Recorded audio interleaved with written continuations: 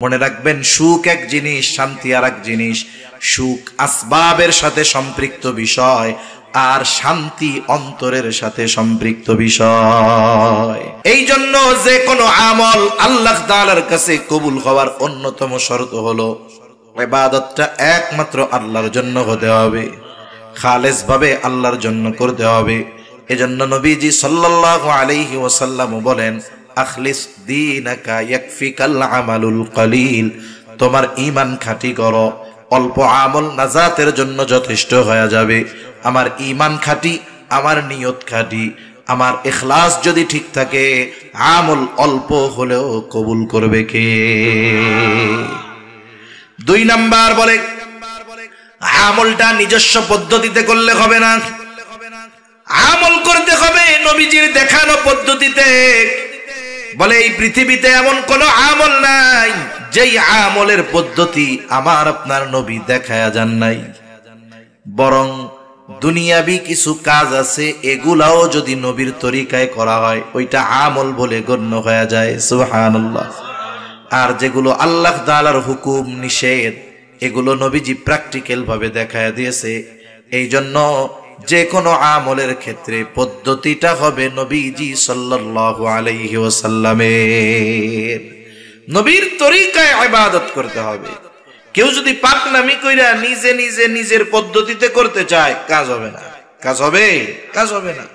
এজন্য এমন কোন ইবাদত নাই যেই ইবাদতের পদ্ধতি নবীজি দেখায়া যান নাই।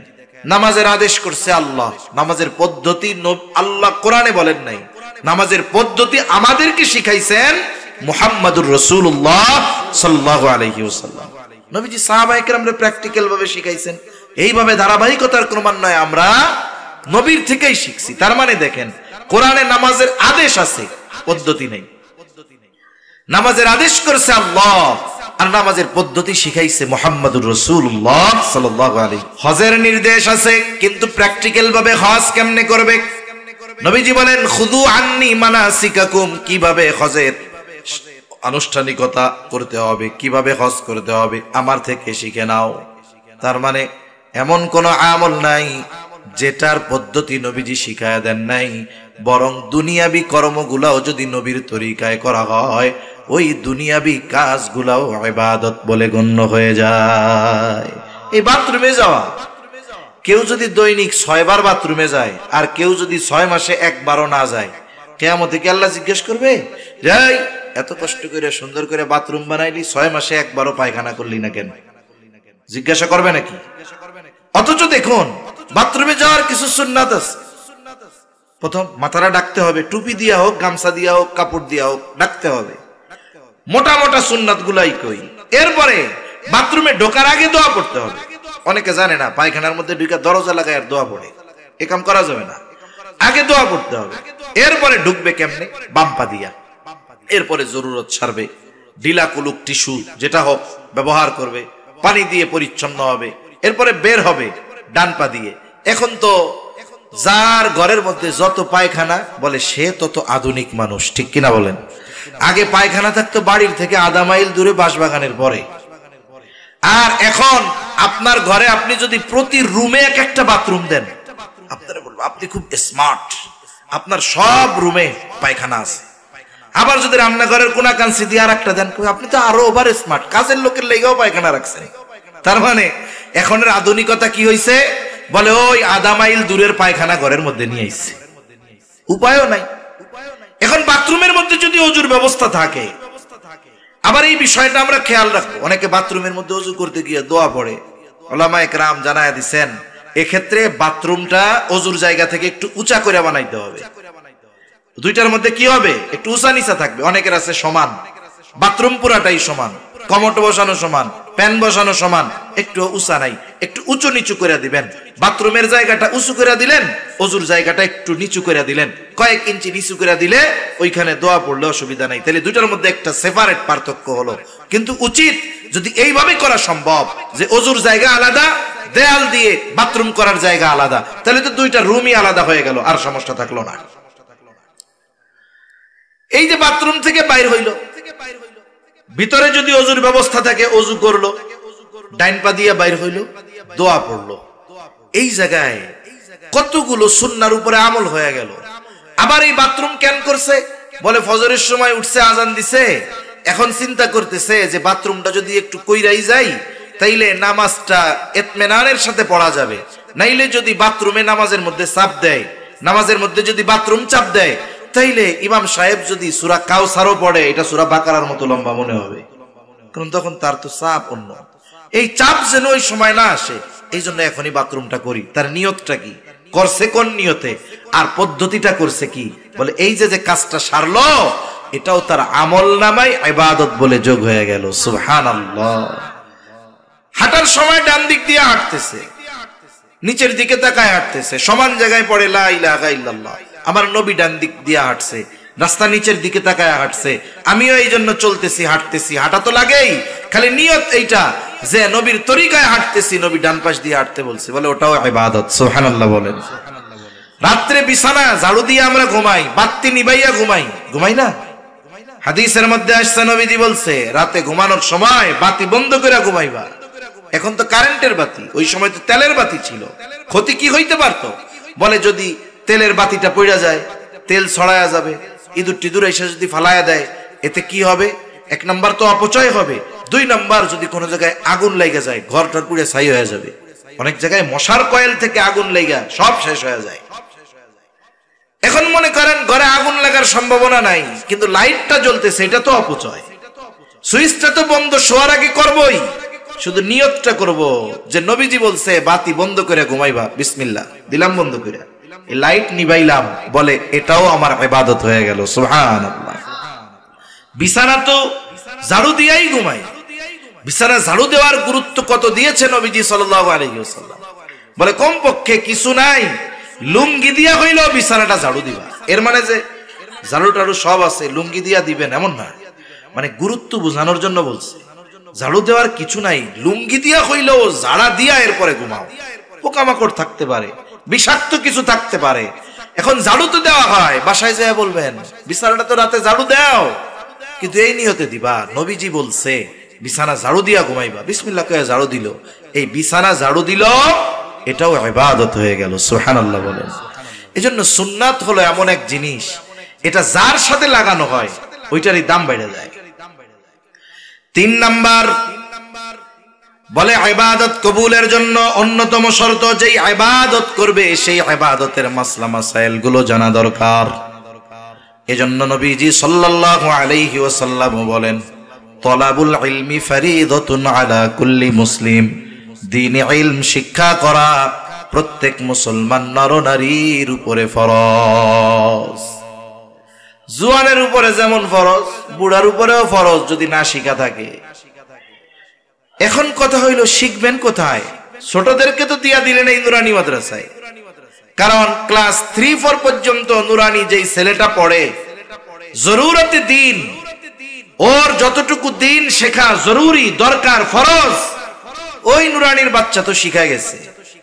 অনেক মুরব্বী আছে যতটুকু দিন শেখা ফরজ এখনো শিখতে পারে নাই। আপনি শিখবেন কেমনে? পদ্ধতি আছে। এক সময় খানকায় গিয়া শেখা যাইতো, হক্কানি পীর মাশায়েখের কাছে গিয়া, কিন্তু এখন অনেক সময় দেখা যায় অনেক আহলে হক পীর সাহেবরা আছেন, ওনার মুরিদের সংখ্যা এত বেশি, ওনার কাছে মাসলা শুনবেন কি গোটা হায়াতে 2-4 বার মুসাফাও করা যায় না, হয় না? ভিড়ের কারণে এরকম ওইখানে শিখতে পারলেন না। এখন কি করবেন? আপনার মসজিদ আছে, আপনি আমি যদি আপনার ইমাম রে বলি, ভাই ইমাম সাহেব হুজুর দ্বীনি ইলম যতটুকু শেখা দরকার আমরা তো জানি না, আমরা তো কাজকর্ম কইরা খাওয়া লোক, পরিশ্রমী লোক, মাদ্রাসায় ভর্তি হওয়া সম্ভব না, আবার যে 3 চিল্লায় চলে যাবো এটাও সম্ভব নয়। আপনি এক কাম করেন, এশার নামাজের পর আমাদের আধা ঘন্টা সময় দিয়ে একটু সূরা কেরাত সহ যেগুলো দরকার আস্তে আস্তে একটু শেখায়া দেন। আচ্ছা বলেন তো, কোন মসজিদের ইমাম সাহেব কি এই কথা বলবে নাকি যে না না না আমার ব্যস্ততা বেশি, আমি সূরা টুরা শিখাইতে পারবো না? বলবে? বরং যদি মুসল্লি আগ্রহী হয়, ইমাম দ্বিগুণ আগ্রহের সাথে তাদেরকে শেখানোর চেষ্টা করবে। কিন্তু শিখতে চায় না কেন? কারণ চিন্তা করে আমার পোলা 3টা থাকে হলো ইটালি, আমি হলাম মসজিদের সেক্রেটারি, আমি যে দোয়ায় কুনুত পারি না, এটা হুজুর জানলে আমার ইজ্জত থাকবো? আমার যে সূরা ফাতিহা শুদ্ধ নাই, এটা যদি হুজুর জানে আমার মান সম্মান থাকবো?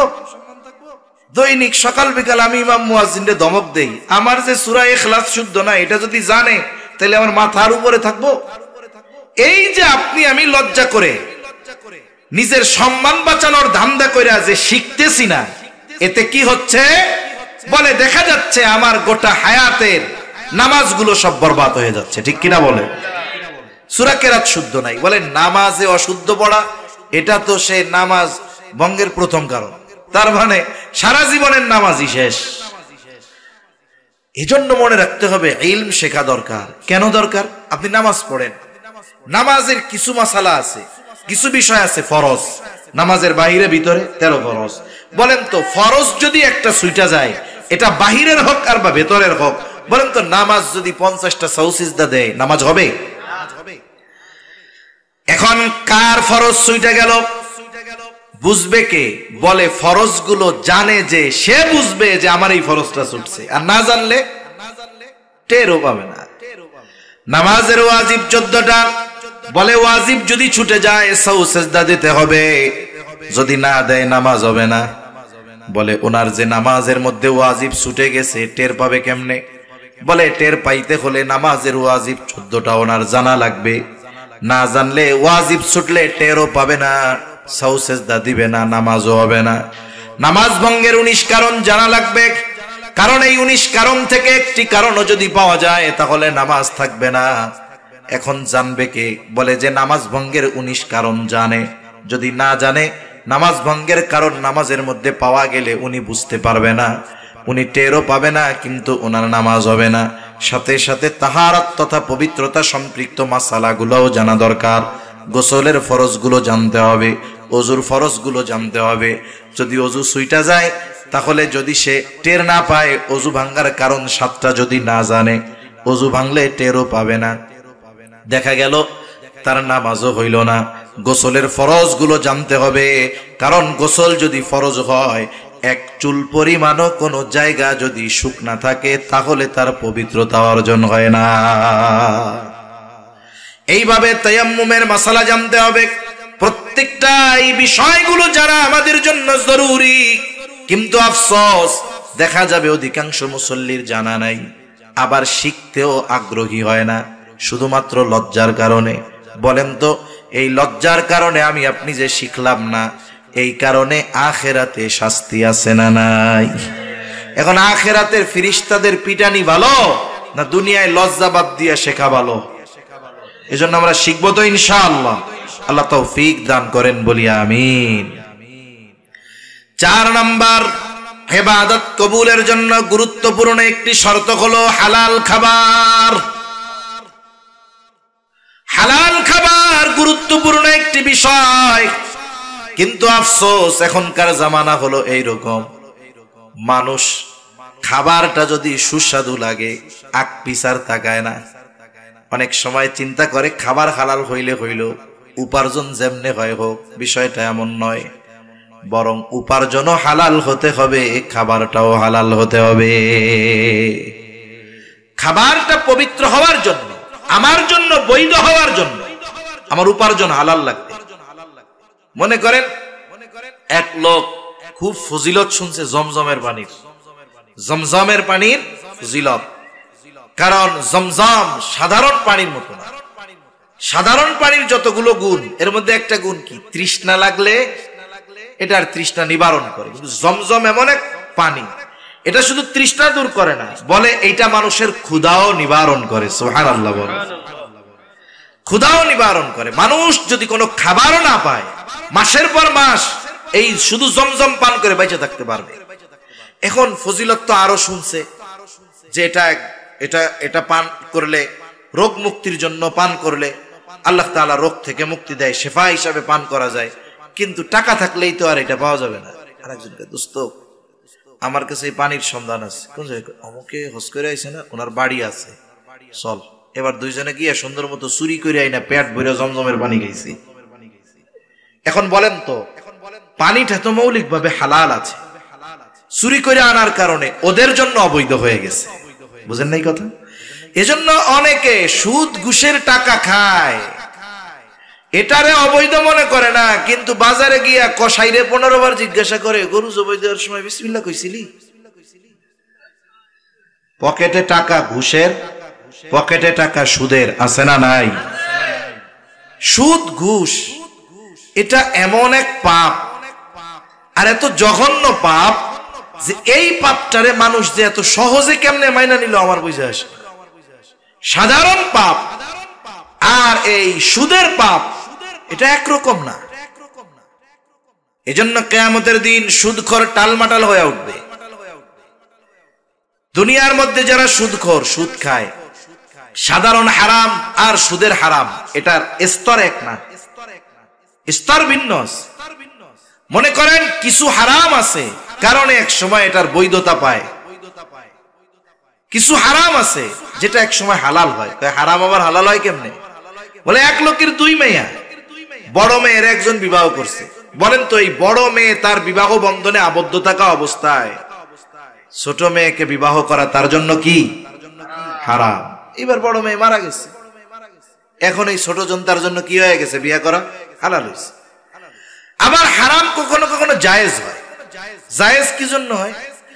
বলে এমন এক জায়গায় সে গেছে যেই জায়গায় হারাম খাবার ছাড়া কিছু নাই, এখন তার মরার মতো অবস্থা, বাঁচার জন্য যতটুকু গ্রহণ না করলে নয় এতটুকু গ্রহণ করা তার জন্য জায়েজ, হালাল হয়ে যায় নাই, জায়েজ। আবার দেখেন এমন রোগে আক্রান্ত হয়েছে, ডাক্তার প্রেসক্রিপশন লিখছে, এর যে অবস্থা, পরীক্ষা নিরীক্ষা করে দেখা গেল, দিনদার ডাক্তার পরীক্ষা নিরীক্ষা করে দেখছে এনার রোগ যদি দূর করতে হয় ওনারে দৈনিক 1 পোয়া মদ খাওয়াইতে হবে, 200 গ্রাম শুকরের গোশত খাওয়াইতে হবে, নাহলে উনি বাঁচবে না। এই ব্যক্তির জন্য জান বাঁচানোর জন্য ওষুধ হিসাবে এই মদ শুয়ারের গোশত তারে খাওয়ানো জায়েজ। কিন্তু কোন রোগ হইলে আপনাদের মাদারীপুরের বড় ডাক্তার প্রেসক্রিপশনের মধ্যে লিখবে, ওরে বাবা এনার টেস্ট মেস্ট করে যেই রোগ পাইছি এনারা যদি সুদ না খাওয়ানো হয় উনি মনে হয় বাঁচবে না। এরকম কোন রোগ কিয়ামত পর্যন্ত হওয়ার সম্ভাবনা আছে? এর সম্ভাবনা নাই। তাহলে দেখুন এই সুদ কখনো জায়েজ হওয়ার সুযোগ নেই, এটা হারাম তো হারাম, কত জঘন্য হারাম। একজন যদি শুকরের গোশত খায় তাহলে তার শুকরের গোশত খাওয়ার গুনাহ হবে, কিন্তু যদি একজন সুদ খায় এই সুদখোরের গুনার মাত্রাটা কেমন? নবীজি সাল্লাল্লাহু আলাইহি ওয়াসাল্লাম জানায় দেন, 1 দিরহাম বরাবর সুদ যে খাইলো সে কেমন যেন মায়ের সাথে জিনা করলো। আচ্ছা, যে সুদখোর এই মানের পাপ সে করে, তাকে যদি আপনি কখনো গিয়ে ওই কথা বলেন যে তুমি ওই জিনাটা করো, ও আপনার কল্লা ফলায় দিবে, ঠিক কিনা বলেন? অথচ দেখুন ওই লোকটাই সুদ খাওয়ার মাধ্যমে ওই মানের পাপ করতেছে, ওর মধ্যে একটু চিন্তাও আসে না।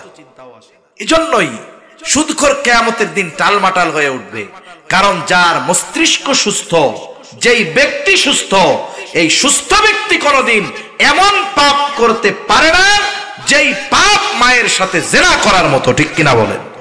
আর যারা করে এরা কখনো সুস্থ ব্যক্তি হইতে পারে না। এজন্য এই সুদখোর কিয়ামতের দিন টালমাটাল হয়ে উঠবে।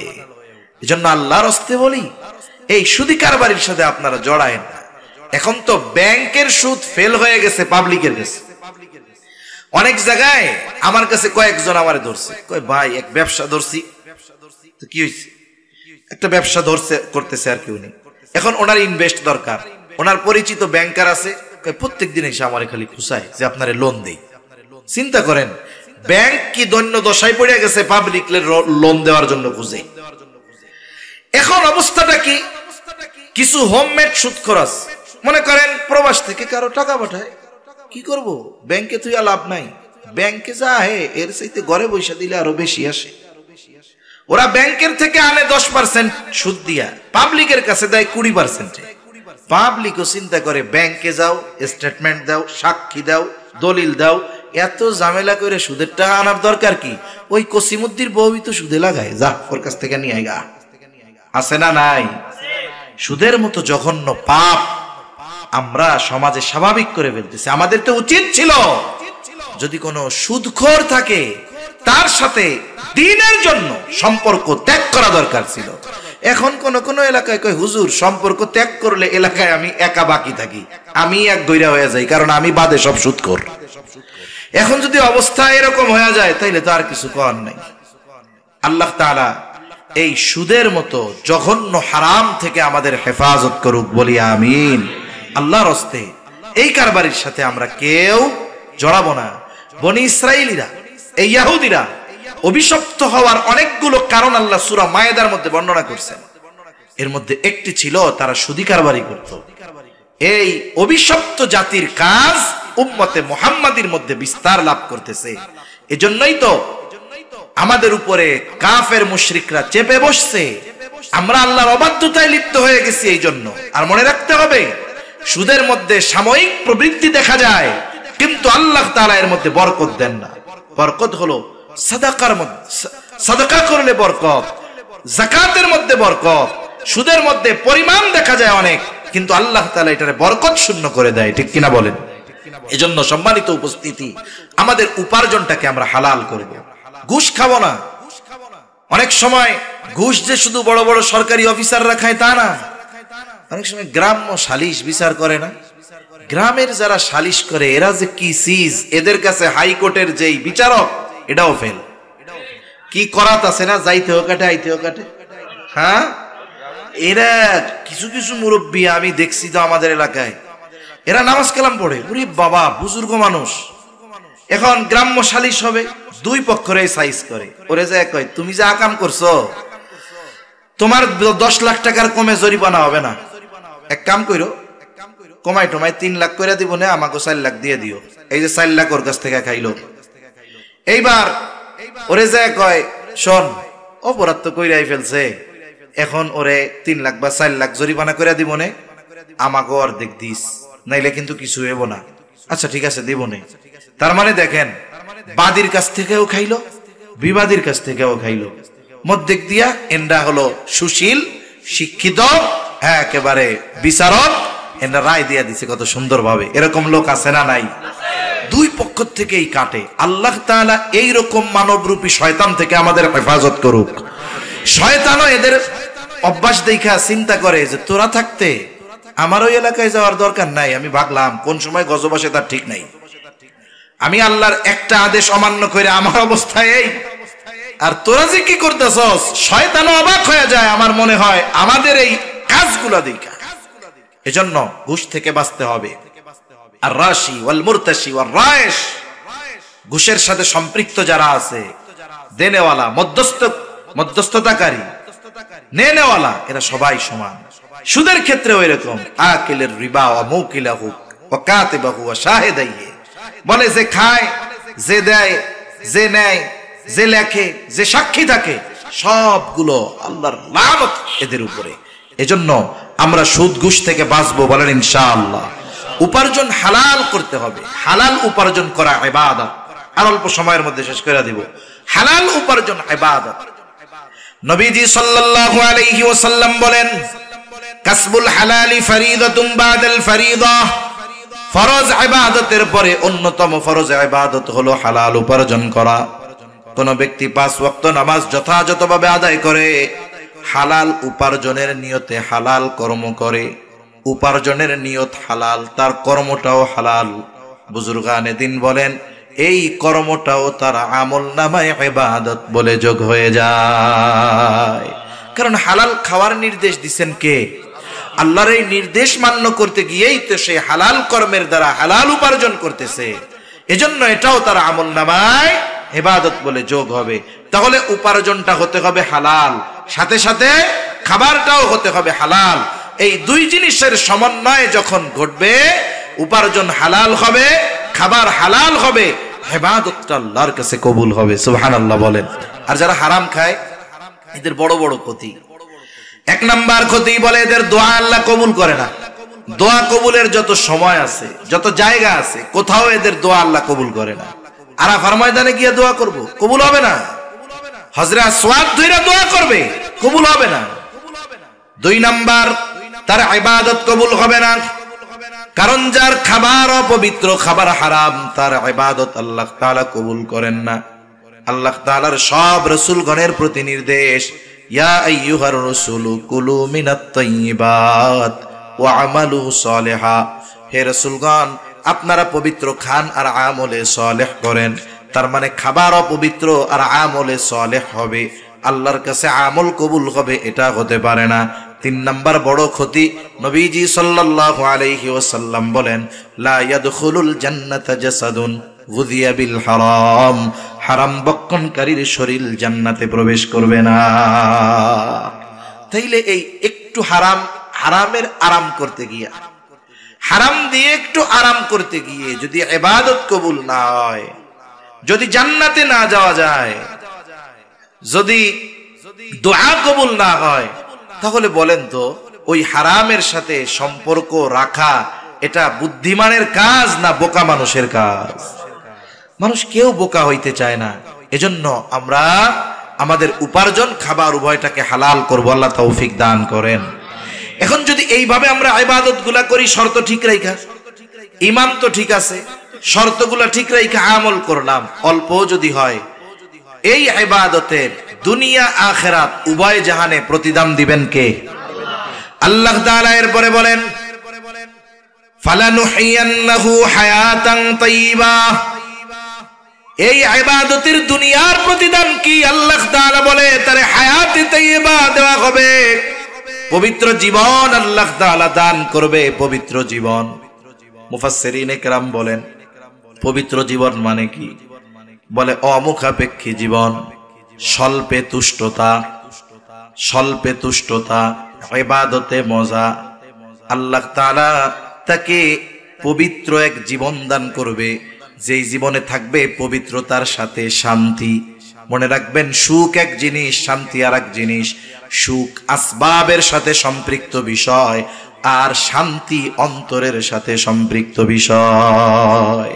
পাপী ঘরে এসি লাগাইয়াও গরমে ঘুমায় না, আর নেককার বান্দা ঘরে ফ্যানও নাই, আরামসে নাক ডাইকা ঘুমায়। কেন? বলে অন্তরে পেরেশান নাই। আল্লাহ তারে পেরেশানি মুক্ত জীবন দান করবে, ইবাদতে মজা দান করবে, তার ইবাদতে মজা দান করবে, স্বল্পে তুষ্টতা আল্লাহ দান করবে। তার মানে সে যতটুক পাবে ততটুকু নিয়েই সে সন্তুষ্ট থাকবে, আর একজনেরটা দেখা সে পরশ্রী কাতরতা তার মধ্যে ঢুকবে না। এই যে জীবনটা, দুনিয়ায় প্রয়োজন আল্লাহ মেটায়া দিবে, একটা হলো প্রয়োজন, একটা হলো চাহিদা। প্রয়োজন দুনিয়ায় মেটানো সম্ভব, চাহিদা মেটানো সম্ভব না। আমাদের হায়াত সীমিত, কিন্তু আমাদের চাহিদা অনেক। এজন্য নবী সাল্লাল্লাহু আলাইহি ওয়াসাল্লাম দেখাইছেন, গোল ঘর কাটছে, এবার একটা দাগ নিছে ওই রেখার শেষ মাথায়, আর অনেকগুলো দাগ দিছে রেখার বাইরে। নবীজি বলেন এই যে দাগের মাথায় যে দাগ, এটা হলো তোমাদের হায়াত, আর বাকি যেগুলো দেখো এগুলো সব চাহিদা। বনি আদমের পেট কবরের মাটি ছাড়া ভরবে না। এক জমিন স্বর্ণ পাইলে তার আরেক জমিন মনে হবে যে আরেকটা জমি স্বর্ণ পাইলে ভালো হইতো। আল্লাহ তাআলা এই যে চাহিদা, আকাঙ্ক্ষা, এগুলো আল্লাহ তাআলা দূর করে দিবে। শুকরগুজার বান্দা হওয়া যাবে, দুনিয়ার মধ্যে প্রকৃত শান্তি পাওয়া যাবে। আর আখিরাতে আল্লাহ কি দিবে? বলে দুনিয়ায় যে আমল করি, এই আমলের দ্বারা জান্নাত পাওয়া, আমলের বিনিময়ে জান্নাত পাওয়া অসম্ভব। এজন্য আল্লাহ বলেন ওয়ালা নাজজিয়ান্নাহুম আজরাহুম বিআহসানি মা কানু ইয়ামালুন। মোট কথা হলো, আমরা দুনিয়ায় যা আমল করি, এই আমলের তুলনায় অনেক অনেক উত্তম প্রতিদান আল্লাহ আমাদের দান করবে। এখন আমি আপনি যদি এই দুনিয়ার একটু মজা, ভোগ বিলাস ভোগ করতে গিয়া আখিরাতের এই বিষয়গুলো হারায়া ফেলি, তাহলে আমার আপনার মতো বোকা আর কেউ নাই, আমার আপনার মতো ব্যর্থ আর কেউ নাই। এজন্য আল্লাহ তাআলা বলেন সফলতা ব্যর্থতা দুনিয়ার গাড়ি বাড়ি টাকা পয়সা ধন দৌলত এগুলোর সাথে না। ফামান যুহজিহা আনিন নার ওয়া উদখিলাল জান্নাতা ফাকাদ ফাজ। ওই দিন যাকে আগুন থেকে বাঁচানো হবে, জান্নাতে প্রবেশ করানো হবে, ওটাই হলো সফল। আমরা সবাই আখিরাতে সফল হইতে চাই তো? কারা কারা চাই? হাত উঁচা করে নারায়ে তাকবীর, নারায়ে তাকবীর। মাশাআল্লাহ, হাত নামাই। তাহলে কি করতে হবে? হারাম থেকে বাঁচতে হবে, সুদ ঘুষ থেকে বাঁচতে হবে, অন্যের টামাইরা খাওয়া থেকে বাঁচতে হবে, সাথে সাথে ইবাদতগুলো আল্লাহর জন্য করতে হবে, দ্বীনি কাজের সাথে সম্পৃক্ত থাকতে হবে। এই যে আপনাদের এলাকায় মাদ্রাসাটা, আপনারা মাদ্রাসার সাথে একটু সম্পৃক্ত থাকবেন। মাদ্রাসার মধ্যে লিল্লা বোর্ডিং হবে, কাজ চলতেছে, লিল্লা বোর্ডিং হবে, হেফজখানা আছে, নুরানি আছে, আপনারা লজিং রাখেন, খুব ভালো বিষয়।